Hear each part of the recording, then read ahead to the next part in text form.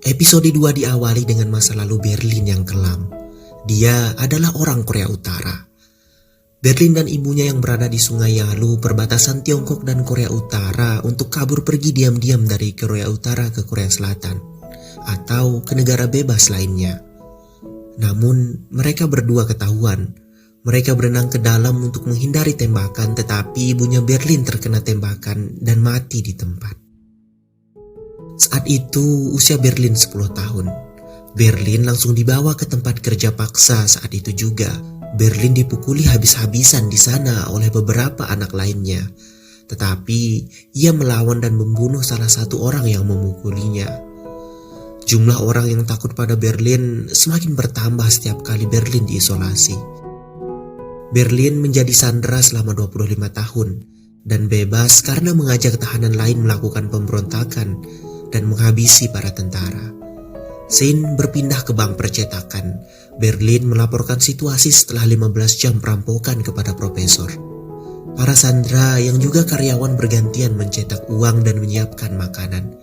Saat bergantian tugas, wakil kepala direktur yang bernama Chang Yong-min diberitahu oleh salah satu sandera yang sudah mengetahui jika perampok mencetak uang dan masih bertahan dan bahkan menggali terowongan gudang bawah tanah. Dan Nairobi yang bertugas mengawasi proses kegiatan percetakan uang agar tak ada kekeliruan. Sementara di sisi lain, Woo-jin bersiap melakukan negosiasi lanjutan. Ia pulang dan berbincang sejenak dengan ibunya yang sudah mulai pikun dan harus mencatat setiap detail pesan Woo-jin. Sang ibu berharap Woo-jin memiliki pendamping yang lebih baik dari mantan suaminya. Ketika Woo-jin sampai di TKP, di sana sudah terjadi keributan media karena adanya sandera yang merupakan putri duta besar Amerika Serikat membuat heboh pemberitaan wartawan. Saat ini, Woo-jin berhasil membungkam para media dengan jawabannya.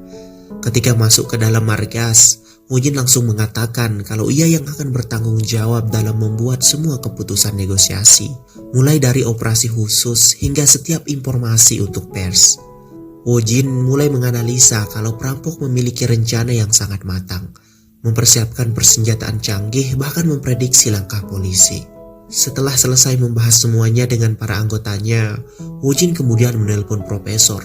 Woo-jin menanyakan apakah para sandera baik-baik saja. Profesor lalu menjawab, tentu saja. Lalu profesor mengkritik pihak kepolisian yang melakukan penyergapan. Profesor meminta Woo-jin untuk jujur mulai saat ini dan jangan membohonginya lagi. Tapi hal itu tidak begitu Woo-jin pikirkan, karena profesor pasti akan meminta persediaan makanan untuk para sandera, mengingat stok makanan di bank percetakan yang mulai menipis. Sin berpindah ke dalam gedung percetakan. Saat ini percetakan uang itu masih sedang diproses. Di sisi lain, Cha Yong-min yang sedang bertugas menggali dan diawasi oleh Moskow dan Denver. Cha Yong-min meremehkan pekerjaan Moskow sebagai penggali. Hal itu membuat Denver kesal dan ingin memukulnya. Lalu tiba-tiba Berlin datang dan menanyakan apa yang terjadi. Berlin memperingati Cha Yong-min untuk bersikap baik kepada semua. Berlin kemudian menasihati Denver agar tidak cepat terbawa emosi, karena itu bisa menjadi kelemahannya. Setelah Berlin pergi, Moskow menghampiri Denver, jadi tidak ada yang mengawasi para sandera yang bertugas menggali. Saat sedang tidak diawasi itu, Cha Yong-min mengatakan kepada sandera yang lain kalau mereka pasti akan dibunuh karena sudah mengetahui wajah dan apa yang para perampok itu lakukan. Mereka akan dijadikan tameng peluru. Cha Yong-min lalu mencari cara agar bisa menghubungi polisi. Dengan sengaja, Cha Yong-min melukai tangan temannya agar mendapatkan akses masuk menuju lantai 1. Di situ, ia akan mengambil sesuatu di laci ruangannya. Saat temannya yang terluka menjadi pusat perhatian Moskow dan Denver, disitulah Cha Yong-min bergegas pergi menuju lantai 1. Saat sedang diam-diam mengendap untuk pergi ke lantai 1, Cha Yong-min ketahuan oleh Tokyo. Tokyo lalu membawa Cha Yong-min kepada Berlin. Cha Yong-min beralasan kalau dia sedang mencari kotak P3K untuk temannya yang terluka. Namun, Berlin mencurigai Cha Yong-min yang berniat kabur karena memberi alasan yang berbelit-belit. Berlin lalu memerintahkan untuk mengumpulkan para sandera. Ketika para sandera sudah dikumpulkan, Berlin membagi para sandera berdasarkan asal negaranya. Korea Utara di sebelah kanan, Korea Selatan di sebelah kiri sisinya. Ani, putri duta besar Amerika Serikat yang bukan berasal dari kedua negara, diberi ruangan khusus dan diawasi oleh Rio. Berlin mengatakan akan memperlakukan mereka secara manusiawi. Namun, jika ada yang tak patuh atau membahayakan keselamatan semua orang, mereka akan mendapatkan hukuman. Berlin meminta semua sandera saling mengawasi. Jika sandera Korea Utara bersalah, maka Korea Selatan yang akan menanggungnya. Begitupun sebaliknya. Tokyo tak sejalan dengan rencana Berlin karena membuat sandera saling mencurigai dan tak sesuai aturan profesor. Shin berpindah ke Rio yang sedang mengantar Ani ke ruangan khusus tempatnya. Ani mengatakan kalau Rio tampan untuk ukuran seorang perampok. Rio lalu tertawa dan mengatakan kepada Ani untuk tidak melakukan hal bodoh karena di ruangan ini ia diawasi CCTV. Shin berpindah kepada para sandera dan perampok yang sedang makan. Setelah usahanya gagal, Cha Yong-min meminta Min-soo, selingkuhannya, untuk mengambil arloji pintar di ruangannya. Dia meyakinkan Min-soo jika polisi tidak akan tinggal diam jika mereka mengetahui kalau perampok hanya mengulur waktu untuk mencetak uang sebanyak-banyaknya. Cha Yong-min berjanji akan menceraikan istrinya dan bertanggung jawab atas hubungannya dengan Min-soo. Saat mereka sedang berbicara diam-diam, mereka ditegur oleh Denver. Saat itu juga Cha Yong-min mengatakan kalau Min-soo sebenarnya sedang hamil dan dia meminta Denver mengizinkan Min-soo beristirahat. Min-soo lalu disatukan dengan Ani. Mengetahui Min-soo memiliki rencana, Ani membantunya untuk mengelabui Rio. Sementara Min-soo dengan leluasa mencari arloji pintar yang dimaksud tanpa pantauan CCTV. Ani bahkan merayu Rio dan bahkan menciumnya agar ia bisa mengambil senjatanya. Namun Rio berhasil merebutnya kembali dan membuat Ani terjatuh. Min-soo akhirnya menemukan arloji yang dimaksud. Walau sempat menelpon bantuan, tetapi beberapa saat kemudian arloji itu mati saat ia mau memasukkan kode. Denver datang dan begitu perhatian kepada Min-soo yang saat itu mengaku sedang mencari sesuatu untuk dimakan. Denver memberikan susu, buah dan makanan kecil kepada Min-soo karena bayi di dalam kandungannya bergantung pada apa yang Min-soo makan. Min-soo menceritakan masalah pribadinya bahwa kekasihnya yang tak lain adalah Cha Yong-min sudah beristri. Di sisi lain, Woo-jin melacak sinyal tersebut yang ternyata datang dari arloji milik Cha Yong-min. Namun ia tak bisa menghubunginya kembali. Woo-jin menelpon profesor untuk saling mengajukan pertanyaan. Profesor menanyakan apakah ada seseorang yang Woo-jin kencani akhir-akhir ini. Sementara Woo-jin menanyakan apakah profesor menyita seluruh perangkat komunikasi para sandera. Menyadari sikap Woo-jin yang sangat santai, profesor menelpon Rio memastikan apakah ada masalah yang serius. Tetapi kata Rio tidak ada.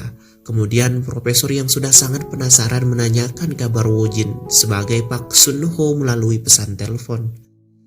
Di sisi lain, Cha Yong-min beralasan ingin ke kamar mandi. Ternyata sedang berusaha menyalakan arloji tersebut. Namun tiba-tiba Denver membuka pintu kamar mandi itu dan mengatakan kalau Cha Yong-min harus membiarkan pintu ini terbuka agar ia tidak membuat masalah lagi. Alhasil rencana Cha Yong-min kembali gagal. 28 jam setelah perampokan berlalu, Woo-jin dan tim terlihat sangat lelah karena harus berkonsentrasi mengawasi para perampok. Ia memutuskan untuk beristirahat di kafe milik Pak Sun-ho setelah membaca pesannya. Kepribadian profesor yang selalu tenang membuat Woo-jin tak berpikir macam-macam. Profesor melayani Woo-jin yang makan malam sambil berharap Woo-jin membuka percakapan mengenai kasus tersebut. Namun sayangnya Woo-jin sangat profesional hingga ia tidak ingin membuka rahasia kantor kepada Pak Sun-ho. Woo-jin mendapat telepon dari rekannya jika sebentar lagi mereka akan bisa meretas arloji milik Cha Yong-min. Jika pria itu menyalakan arloji dan mengklik tautan yang polisi kirim, Sun-ho atau profesor menguping pembicaraan Woo-jin dan rekannya. Ternyata Woo-jin mengetahuinya. Aksi profesor atau Pak Sun-ho yang menguping itu sempat membuat Woo-jin curiga hingga mengeluarkan borgolnya. Tapi keahlian profesor berbohong membuat Woo-jin percaya jika Sun-ho menguping karena rasa cemburu kepada Woo-jin karena memiliki pria lain di saat profesor atau Sun-ho ingin membina hubungan lebih serius. Scene berpindah ke Rio dan Berlin yang berada di ruangan CCTV. Profesor menelpon dan memberitahu kalau salah satu sandera mempunyai arloji pintar dan mencoba menghubungi polisi. Kemudian Berlin mengumpulkan para sandera di lobi utama. Di saat itulah Cha Yong-min berhasil membuka arloji dan kemudian diretas kembali oleh pihak kepolisian. Dari situlah mereka mendengar perbincangan mereka di dalam. Tiba-tiba nama Cha Yong-min dipanggil oleh Berlin untuk menggeledah sandera satu persatu, dikarenakan salah satu sandera melanggar janji dan mencoba menghubungi pihak luar.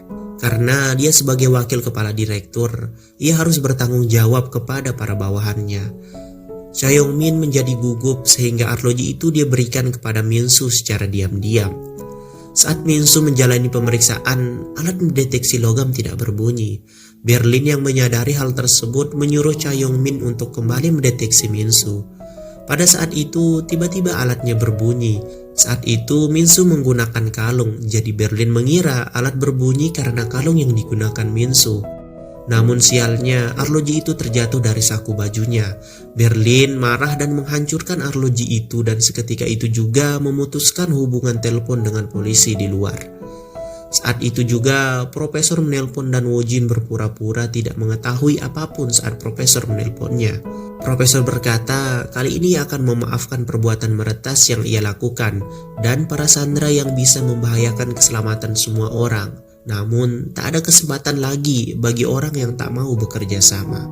Scene berpindah kembali ke dalam bank. Berlin memerintahkan untuk mengeksekusi Min-soo dan bagi yang melawan. Denver keberatan jika harus menyingkirkan wanita hamil. Namun Berlin ragu jika Min-soo benar-benar hamil atau Min-soo hanya memanfaatkannya saja. Ia meminta Denver untuk membawa Min-soo ke ruangan berbeda untuk membunuhnya. Profesor menelpon tetapi Berlin mengatakan kepada Ryu untuk tidak menjawab telepon dari profesor. Sementara Berlin menilai arloji itu terlalu berharga bagi seorang sekretaris. Ia mencari tahu siapakah pemilik arloji yang sebenarnya. Kemudian, seorang pria yang terluka bersaksi jika Min-soo tak bersalah karena arloji tersebut milik Cha Yong-min. Di sisi lain juga, Ryo datang memberitahu rekan-rekannya yang lain tentang perintah Berlin tersebut. Tokyo langsung bergegas pergi untuk mencegahnya, sedangkan di sisi lain, Cha Yong-min tetap mengelak jika arloji itu miliknya dan kehamilan Min-soo adalah suatu kebohongan. Ia meminta Berlin mengasihaninya agar ia bisa tetap hidup. Beberapa saat kemudian terdengar suara tembakan yang berasal dari ruangan Denver dan Min-soo berada. Apakah yang terjadi pada Min-soo di ruangan itu?